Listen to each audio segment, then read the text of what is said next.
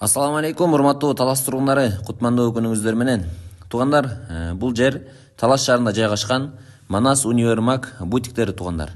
Бул жерде мусульманская одежда, кичинекей балдардын наристелердин кийимдери, мужская обувь, ошондой эле туугандар окуу академиясы жана көптөгөн кийимдердин түрлөрү көп. Дарегине көңүл буруңуздар.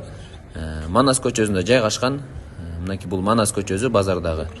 Кырытыйдын бет маңдайында проход бар, килем саткан. Ушу менен түз эле киргенде чоң болуп Манас деп жазылып турат. Мынакей ушунун ичинде бутиктер жайгашкан туугандар. Сиздерге анда эмесе ар бир бутикти обзор кылып көрсөтүп берели. Видеодон алыстабай туруңуздар. Туугандар, видеого ар бир бутиктин номерин жана Instagram баракчасын калтырдык. Өзүңүздөр дагы карап көрсөңүздөр болот.